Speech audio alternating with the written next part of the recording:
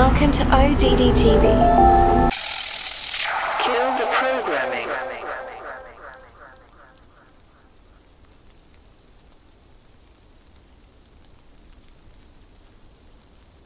The Earth is officially classified as an oblate spheroid, meaning that it's bulging at the equator and it's flattened out at the poles. Here's a short clip with Neil deGrasse Tyson. So Earth, throughout its life, even when it formed, it was spinning, and it got a little wider at the equator than it does at the poles. So it's not actually a sphere, it's oblate, and officially it's an oblate spheroid. That's what we call it. But not only that, it's slightly wider below the equator than above the equator. A little chubbier. A little chubbier. Yeah. Chubby's a good way. It's like pear-shaped.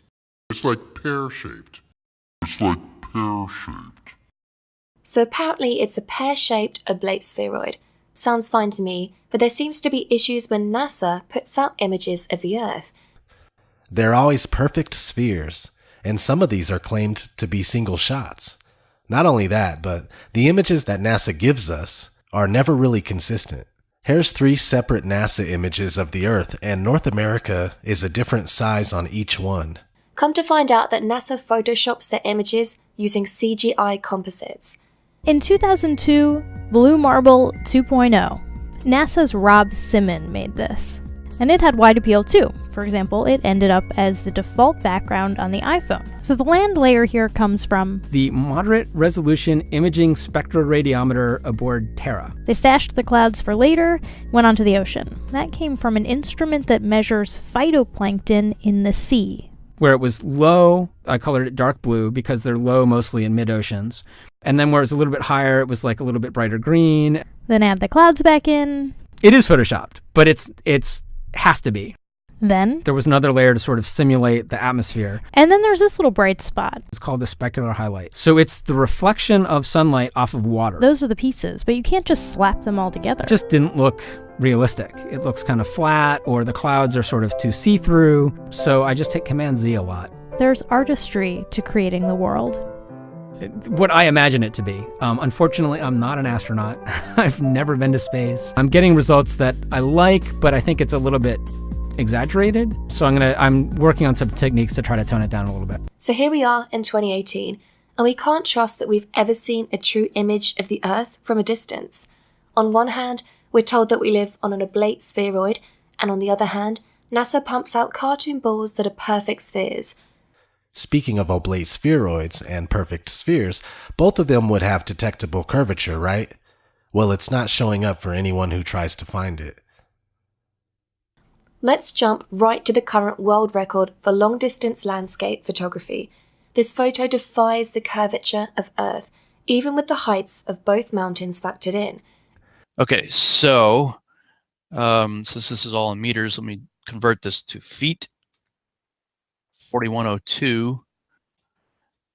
That's 13,458. Again, that's what Bill said. 13,458 was the elevation for the distant mountain range. And from this other place right here, which is at 2820. And just to confirm, yep, 9251 and change, so 9252, let's just say, round it up. That's the altitude of the photographer. So we go to, let's just go ahead and copy that. Go to the Earth curve calculator here, everybody likes to use. And let's say that's the height of the observer. 9251.969, and the distance at 440 kilometers away.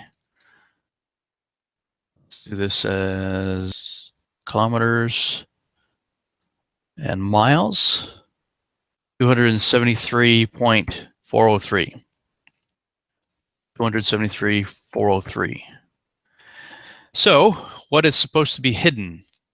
According to this, the horizon is at 117.799969 miles away. According to this, if you're here, this is at that altitude, your horizon is going to be at 117.8 miles away. And the target over here should be 16,140.1805 below your ability to see it. So let's do something else here. We'll use a little calculator here and see what the difference is. 16,140.1805. Subtract the height of the mountain, which was again 13,458.005. So if I'm understanding this correctly, then the top of that mountain range should be 2,682.1755 feet below the curvature. In other words, about a half mile below the ability of the observer to see it. 273 miles away. It's mind-blowing. From point A to point B, the shortest car ride would be 8 hours.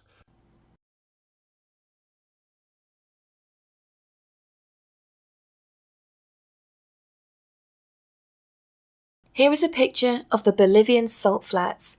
This is over 4,000 square miles and is called the world's biggest mirror. This place is so flat that it defies the curvature of the Earth. There are many instances of people documenting the non-existence of curvature. These are just a couple of my favourites. Another way we know that curvature doesn't exist is because of amateur balloons. This one reached a height of 121,000 feet, and you'll notice that the horizon is at eye level. This is inconsistent with a sphere, as you would have to look down to see the horizon as you ascended.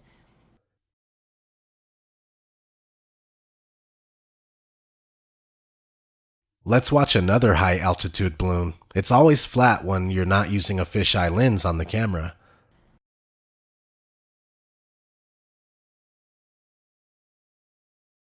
Cameras with fisheye lenses force a curve onto the image.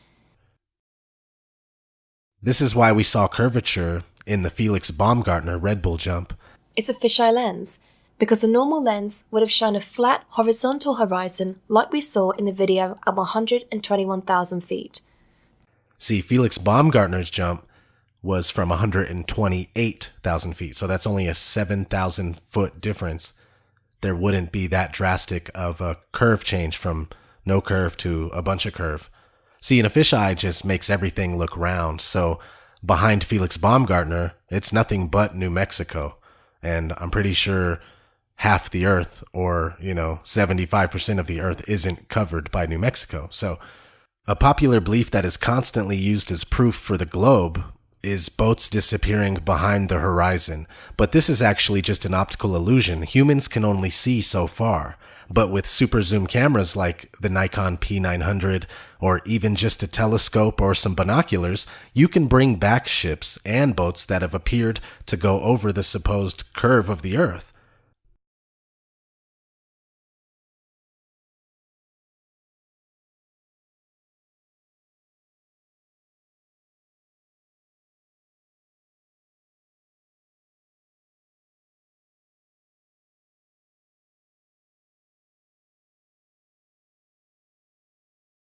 Did you know that the word horizon stems from horizontal?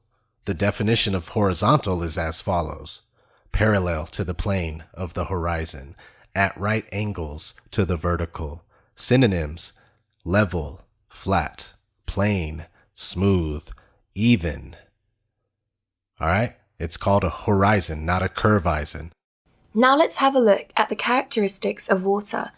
Water always finds its level and always ends up perfectly flat when undisturbed. It's one of the easiest things to understand. No experiment on Earth has ever replicated curved water like which is supposedly on the spinning ball Earth. You know who else knew that water doesn't curve? The ancients.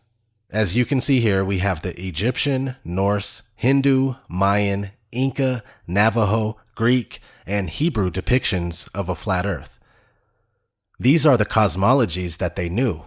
It wasn't all that long ago that everyone knew with certainty that the Earth was flat and motionless. They also knew that we are enclosed by the firmament, and that we have a local sun and moon that circle above us. You see the sun and the moon inside the firmament in most of these depictions. So is there any credence to this idea?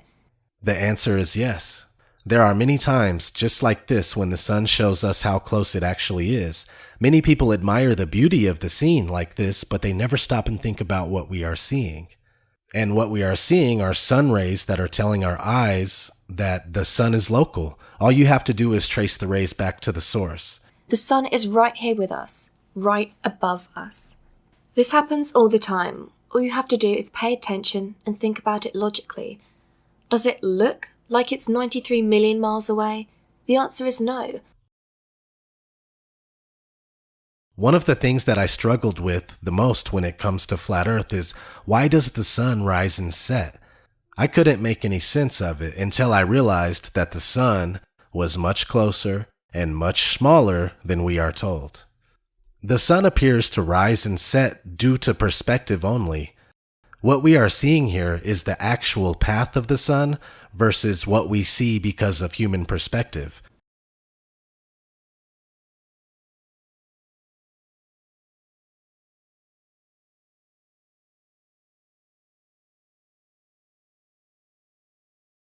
It seems as if it's rising and setting, but it's just coming and going. It's the sun as well as the moon that do the moving across the sky. The Earth is not moving whatsoever. Also, you see here that the sun does, in fact, shrink as it gets further away, but only if the atmospheric conditions are right. When it's really humid, the sun gets magnified. When it's dry out, you pretty much see the sun for its true size as it comes and goes.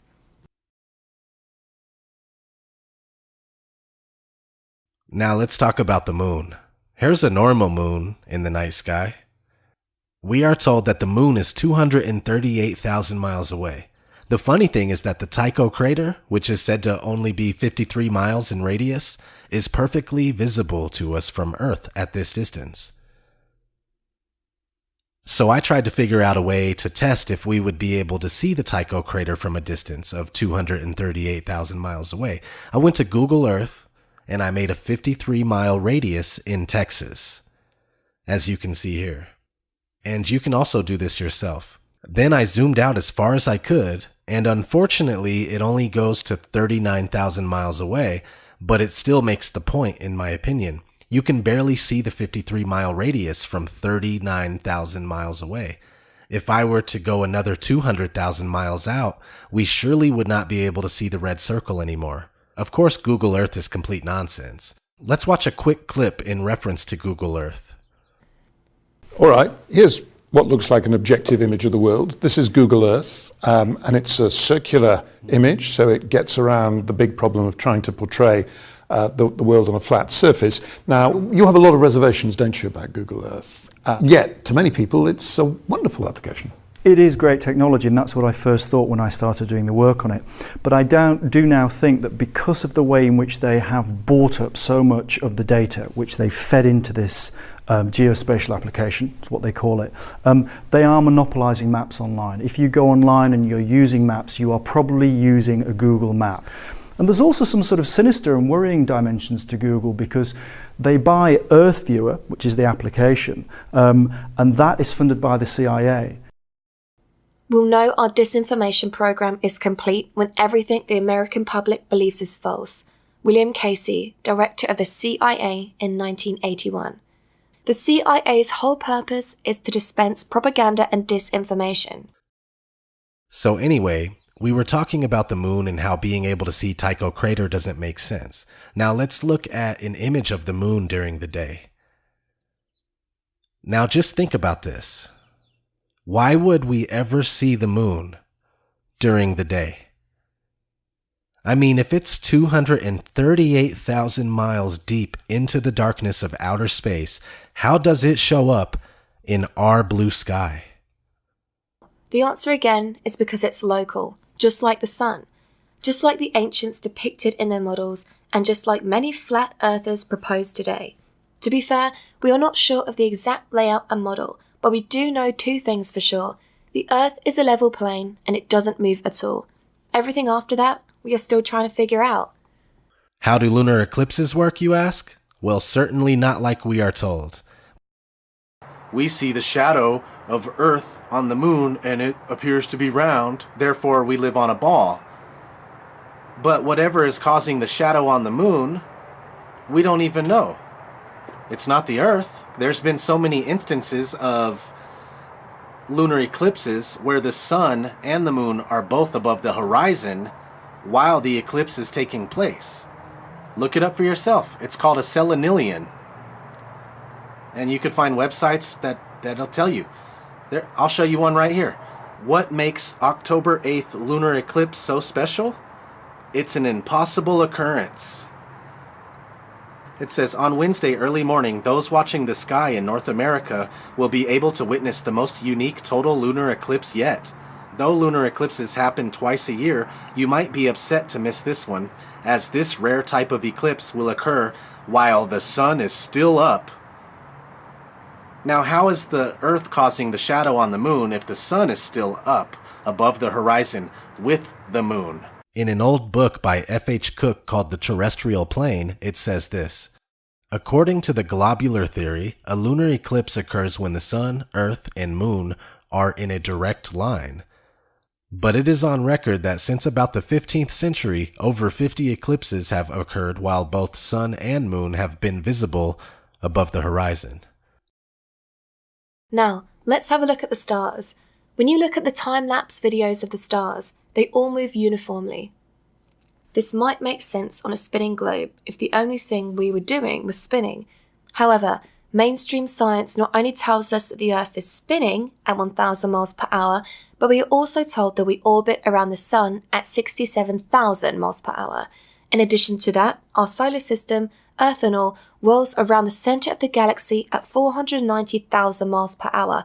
And finally, the entire Milky Way galaxy is traveling through space at over 1 million miles per hour. Keep in mind that none of these motions have ever been proven, not even Earth's supposed rotation. With all of these motions considered, is this what we would see night after night for thousands of years? No. They also tell us that the stars are distant suns, but they look like orbs of dancing energy when you zoom in on them with a high-power zoom camera, and considering how far away they are, should we even be able to zoom into them in the first place? Now let's talk about planets. People always ask me, why is Earth the only planet that's flat? And it's simple, really. It's because Earth is not a planet. Planets were known to the ancients as wandering stars. Let's have a look at the etymology of the word. This is from the online etymology dictionary. Wandering stars. See, that's what you need to pay attention to. Wandering stars. That's what these were called, planets. And we weren't considered a wandering star. Now let's keep going. From planetstai to wander, so called because they have apparent motion unlike the fixed stars. Originally included also the sun and moon. Okay, so they move in a completely different way than the regular uniform stars that all move the exact same. Originally included the sun and moon. Also, Earth was originally not included because it's not a planet, it's a plane. You can find the planets of the universe encoded in our weekdays. Sunday is Sun. Monday is Moon. Tuesday is Mars. Wednesday is Mercury. Thursday is Jupiter, Friday is Venus, Saturday is Saturn. All 7 wandering stars are accounted for. You're probably wondering about Uranus, Neptune and Pluto. Well, as you may know, Pluto was demoted from planet status in 2006, and there is much debate online as to whether Uranus and Neptune should even be considered. If not, then we are back at 6 planets, but that's including the Earth.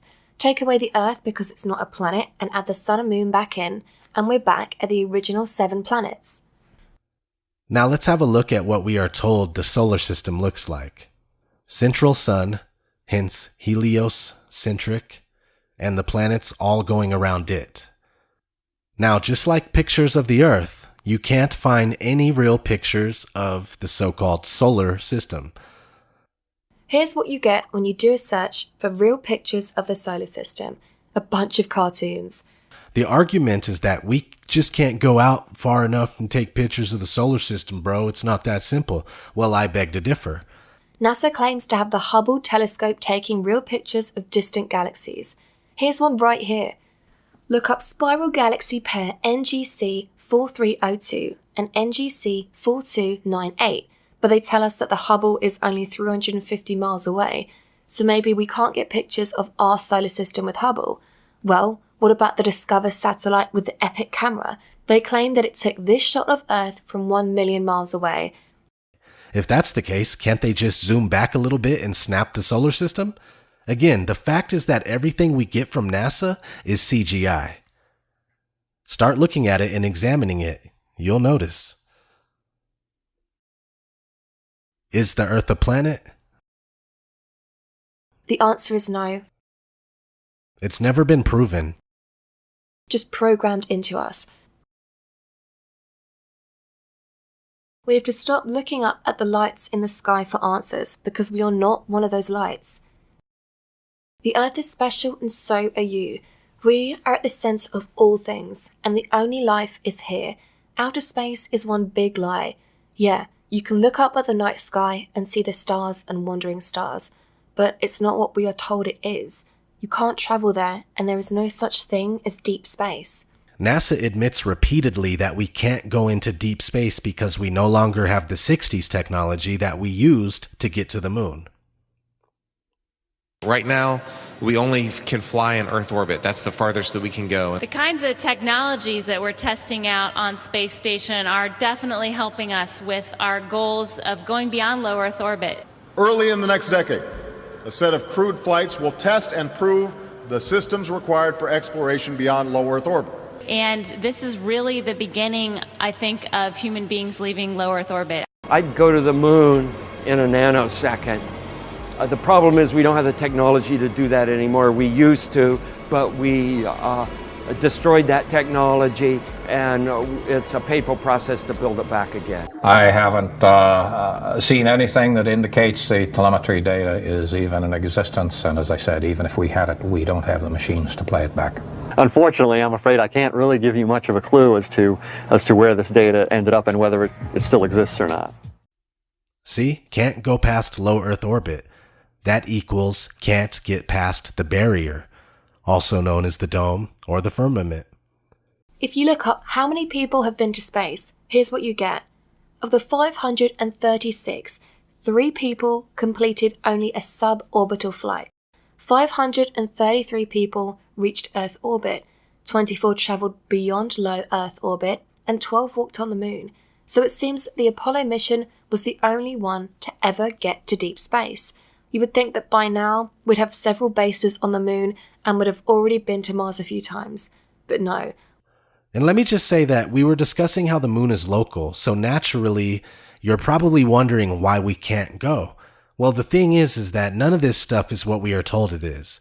There are documented cases of being able to see stars through the moon. So this begs the question, is the moon even a physical object? It was also documented in the Royal Society of Philosophical Transactions from 1974. It says, an account of an appearance of light like a star seen lately in the dark part of the moon. You can download and read the whole PDF from the Royal Society website. This is why we have so many depictions of this throughout the world. But NASA and others maintain that the moon is a physical body that man can land on and visit. But only in the late 60s, early 70s. Let's get back to the Earth and how the spherical Earth paradigm is very new on the timeline of man. Again, here's a few of the cosmologies of the ancients. The people of today have been taught that many of these ancient cultures were primitive and stupid. The fact is, they were more in touch with reality back then. We are completely out of touch with reality, and it's by design. So, we have all those, and here we have a 1542 depiction with Earth in the centre, followed by the 7 planets of the universe, aka the wandering stars, and finally, the firmament. This is also called the crystalline heavens, the place of the fixed stars. This is around the time the Society of Jesus, or the Jesuits, were founded, in 1540. They are largely responsible for the spread of heliocentrism. Notice the sun in their logo. It's because they are sun worshippers and want nothing more than for all of humanity to also worship the sun. Here is what the Earth was depicted like thereafter. This was created by a Jesuit scholar in 1665. Yes, the heliocentric globe model of the world has always had its advocates, but these celebrated figures throughout history have almost all been easy to spot Freemasons, and I should note that Freemasonry is a form of Judaism. And the founder of the Jesuits, Ignatius of Loyola, was a crypto-Jew. A crypto-Jew is a Jew who converts to another religion and outwardly embraces the new religion, while secretly maintaining Jewish practices. While all these Freemasons and Jesuits were pushing the heliocentric model of the Earth, many people were saying, wait a minute, what's this about? The Earth is provably flat and motionless. You can find several well-written books with amazing insight on why the heliocentric theory is false and why the static plane is the truth, and these books kept coming well into the 1900s. We have Zetetic Astronomy from 1865, Is the Bible from Heaven? Is the Earth a Globe? from 1890, and that one was written by the guy who made the now famous Gleason's map, which is a flat Earth map. We have Zetetic Cosmogony from 1899, Terra Firma, Earth Not a Planet from 1901, and so on. If you go to the website archive.org, you can find all of these and many more to download for free. Here's a flat Earth map in Samuel Rowbotham's book Zetetic Astronomy. Here's Alexander Gleason's flat Earth map, one of the most popular to this day. Here's one from a flat Earth advocate named William Carpenter. You see that they all look very similar as far as layout of the land. We have the known countries and continents in the middle, surrounded by Antarctica, which is not a continent but a perimeter of ice. Now, we don't know for sure if this map is accurate, but I personally believe there is something to all of this. If you research Operation High Jump and Operation Deep Freeze, you'll see that a lot was going on in Antarctica during the 1940s and 50s. Admiral Richard E. Byrd was leading numerous expeditions there. Conveniently enough, in 1959, the Antarctic Treaty was established, just 1 year after NASA was created. And the treaty puts Antarctica off limits to normal people. You can only go if you and your reasons are approved by the proper authorities. Another way you may be able to go is on a guided tour. Why is it that the countries of the world are constantly at war with each other, but they will all adhere to the Antarctic Treaty without any issues? Well, that's because all the world is a stage. The said poles of the Earth, whether south or north, are surrounded by strangeness, while the Antarctic is out of bounds for the public. The North Pole is said to not have any land, just a floating ice sheet that expands and contracts from season to season. What's interesting is that the North Pole was often depicted with land in maps prior to the mid-1600s. I've found several maps with land at the North Pole, including the Mercator North Pole projection. Again, all of these maps are from before the mid-1600s, when all of the sudden, maps that no longer contained the Arctic land were being pumped out. I personally believe that there is still land at the North Pole. Why would they lie about all of this? Well, when you sit down and you really think about it, it's simple. The Big Bang, evolution, spinning ball Earth, chaotically darting through infinite space where eventually our sun will die out, creates the ultimate mind control. This set of beliefs leads to a mentality that nothing matters and everything, including you, are nothing more than an accident. This is far from the truth. You are very powerful, and the ruling class is scared of your potential. This is why people are required to take vaccines and suckered into taking flu shots. This is why they spray chemicals above our heads all day, every day.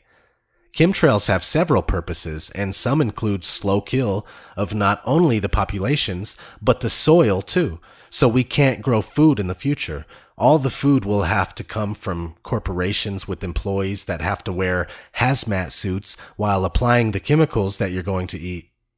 Nestle wants to own water. All of it. The CEO of Nestle called the idea that water is a human right extreme. And global warming? It's a fallacy. It's a trick put into place to make you think that the polar ice caps are melting and it's your fault. We are completely enslaved, programmed and brainwashed by the educational system and the mainstream media. constantly kept in fear and in debt, so you can never really stop and think about all of this. It's absolutely appalling, all the things they're doing to us. Research legal name fraud and crown copyright for proof that birth certificates are merely receipts and that we are unknowingly giving ourselves over to the rulers. Everything that's used against us is to keep us dumbed down and preoccupied so that we can never figure this out and make moves. It's time to wake up. Another reason for lying about the shape of the earth and making it into a ball is because when you turn it into a ball, you can cut off any land you want and keep it hidden. For example, we will take this map, we will cut out a piece,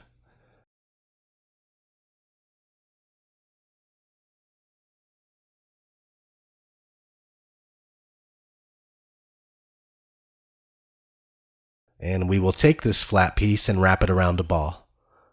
Now, this is where I tell you that this is all there is. You can only go to destinations that are on the globe because you now believe that's all there is. But we still have all the land that I cut off earlier.